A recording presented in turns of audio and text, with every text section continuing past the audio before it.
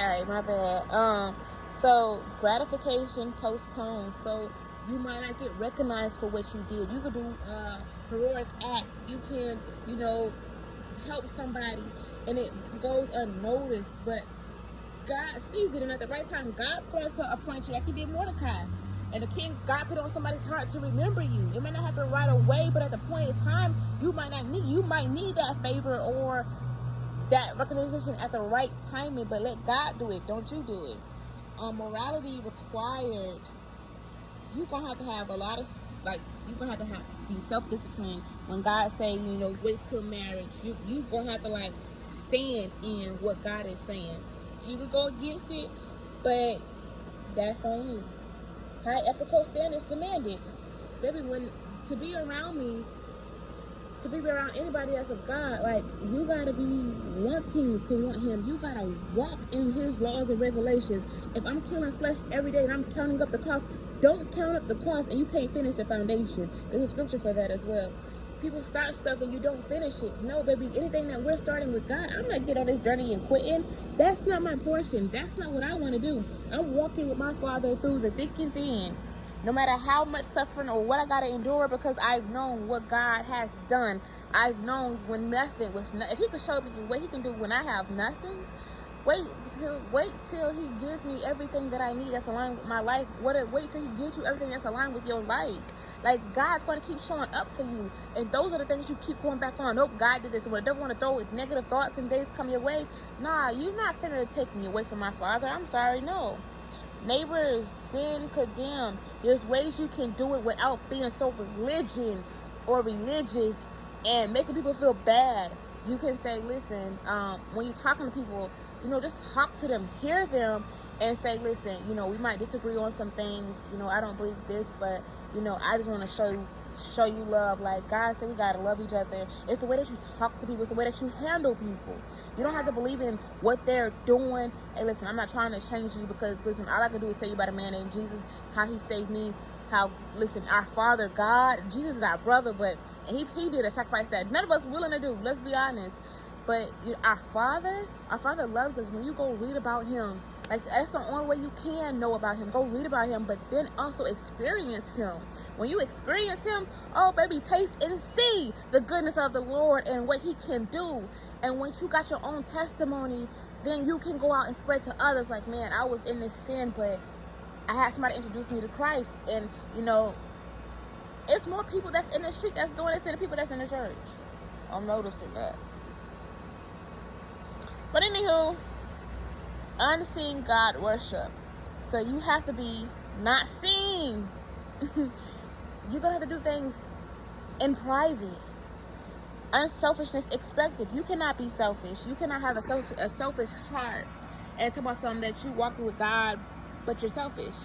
You have to be so selfless, and sometimes I be like, man, I wish I didn't have the heart that I have. God, I wish I could do people the way they do me sometimes, but baby, at the same time, I wouldn't change me because I love the way that I love on people. I love the life that He gave me. It sucked. The things I had to go through make me feel alone. But God, I'm thankful for the life that you gave me. You trusted me with this. You trusted me to do what I had to do in my own will. But then also you trusted me enough to go through what I went through to save somebody else. That's a big responsibility. So thank you. Then also strict religious practices maintained. Whatever God is telling us to do, we have to do that and live by it. Meditate on the word day and night. I know that for some of us, we don't do that, but getting in the habit. It takes 21 days to create a habit. Start doing it. We make so much excuses for everything else. Nah, God, show up for us. Why we can't do something for Him? Why can't sacrifice something for Him? So you know what? Let me create a habit. Okay, whether I'm listening to the Bible verse of the day, then go into the Word. Get just one verse and read it day and night. Meditate on that verse day and night. God, where do you want me to go? There's ways that God will start revealing and God will start showing up in your life to all you gotta do is open up the Bible, and I promise you it'll probably either land on something where you open up the Bible where He wants you to be, or you'll start seeing scriptures everywhere, or a certain book He wants you to go to. Trust me, God will show you. When you ask Him, He will show you. Then this one hit me, and it was funny. It was business relationships hindered. So many people will get so frustrated. That's why I said when this situation with my truck being down, I have so much peace. Like, I know God want me to get rest, but I know He want me to show me things too. Like, I was asking, what's my purpose? Like, I want to be a full-time mom. Like God, like sometimes I just, like, I'll give all this up because I don't want to be in a truck. Like, I want to have a normal life of, like, me spend time with my kids. And it's funny, like, now I'm doing that. It's like, God, I want my truck. I don't want to be here. And I have to sit back and just be like, in so many ways, God put us in our answer prayers and we complain. And it's like, you're not losing your truck, you're not doing all, like, was I wrong? Like, all these thoughts will start, like, rumbling in, but God, you wouldn't do this. You wouldn't bring me. That's just the trick of the enemy. So God, you know, continue to guide me and give me strength, renew my mind daily. And you got to sit in how you feel and give those thoughts to God. And it was just like, okay, this is the wrong business, but honestly, being in the situation that I am right now is opening up the eyes to everybody around me in the business. Like, dang, like, are we working with the right partners? Are we, like, it's meetings going on right now because of what I'm going through right now. So this actually opened up a door for something else. And then it's like, you never know how God will use us. So other people can see what's actually going on. Change life demanded. When God is changing your life, you have to, man, you can't go back to your old ways. No matter how much you want to or how much people test you or try you. Listen, if nobody touches me, I'm not fighting nobody. If you don't do no harm to my kids, I'm not married right now, but when I get married, like my husband, because those are my responsibilities. Just like I'll be his responsibility. My husband and my kids are gonna be my responsibility to the fullest. Like, don't nobody matter. Don't nobody right now. Like, I just told somebody because they were worried about a bill. Listen, y'all gotta do what y'all want to do. Don't nothing come before my kids. I'm sorry. Like, everything could really fade away. My kids come first. Like, that's my responsibility, making sure that they're okay. I'm not worried about no bill right now. If I can't pay it, I can't pay it. I'm sorry. And then it was just like ethical. Yeah, I think I said that right. Stand expected. Like, stand in your faith. Whatever God is showing you who you are. There's only one God. We serve one God, a great God, a mighty God. Stand backing Him the same way you want Him to back you. Stand in your faith. Don't allow this world to change you and what you believe in. I don't care if they do say, well, you go to jail, you do this. If you wither because they start doing that, then, like, was you walking with God for real? Like, because no matter what comes on, like, and I know that's something like, well, it's easy to say now, but I'm not changing my faith or who I am for nobody. Like, I believe in God. Like, God said, count up the cost, count up the suffering. We gotta count up the cost. Paul was in jail. Jesus had died for us. Like, what else? Like, come on now. Like, if Jesus could do it, if that time comes, God forbids, but I'm not changing my faith for nobody because God is the only one that's been in my life. God's been the only one that showed up for me. And concern for others taught when God is teaching us how to love one another. Like, we're not gonna always like people, and when we feel their spirits, when our discernment is so strong and we're stronger, and when we're stronger more, and when we're stronger spiritually, oh, trust me, you're gonna be more sensitive in the spirit, and you're gonna feel things, and you're gonna be like, oh God, because I'd be like, God, like, dang these people, and I'd be like, God, is it me?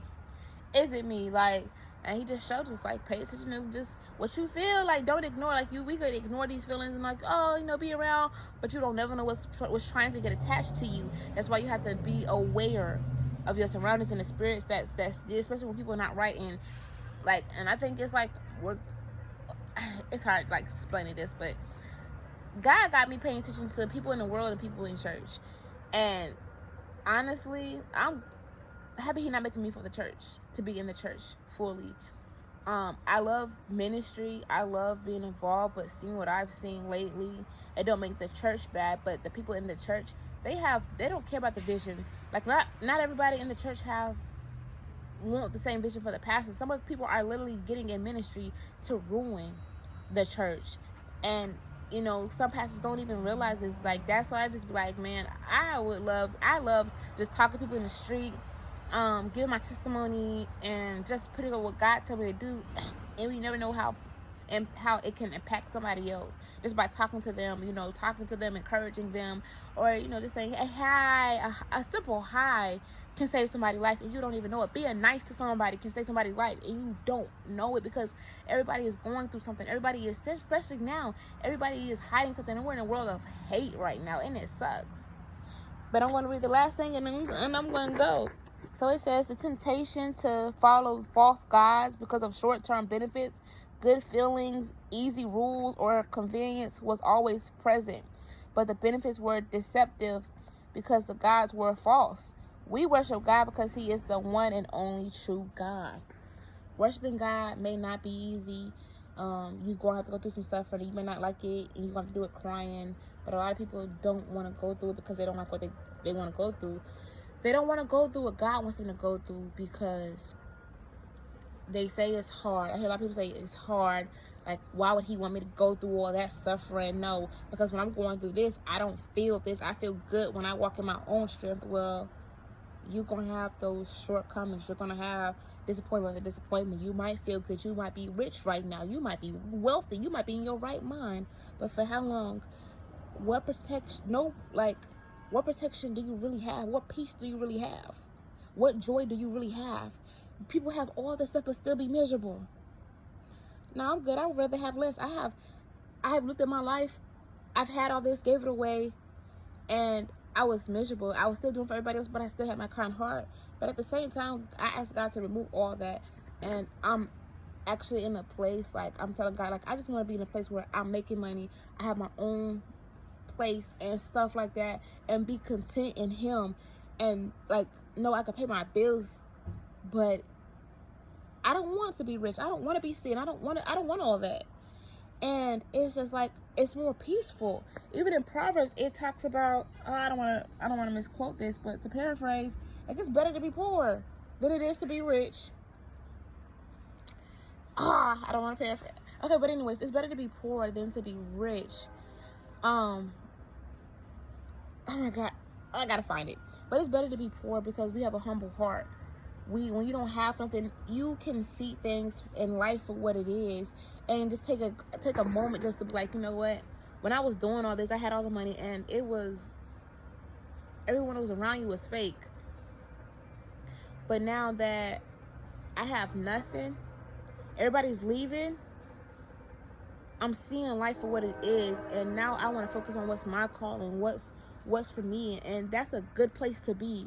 When you want to focus on you, now you can. And man, when you have nothing and you're at the bottom, life might be suckish. It sucks. I'm not gonna lie.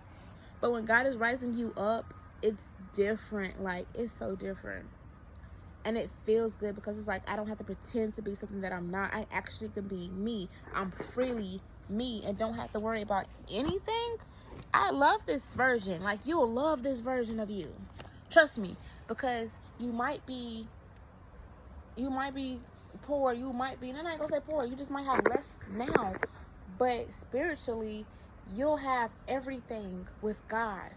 Spiritually, you'll be rich. You don't even know it. Right now, I'm spiritually rich than I am rich physically. I'm spiritually rich with God more than anything right now. I don't have to worry about anything, and I like. Sometimes the destiny helpers that God would have come in our lives, like, may not always be the help that we want, but accept it. So trust God and know what he is doing in your life right now, because help is on the way. New life is on the way. Restoration is on the way. Breakthrough is here. You just have to trust God and know that God knows, like, God truly knows what he is doing. We don't. Let's be for real. We don't. But God does, and he's not going to fail you. We will fail him, and we will fail ourselves. But we can't blame nobody else for the mistakes and choices that we make when we decide to go out of God's will. When God is saying, I just need you to trust me and stay in my will because I got you.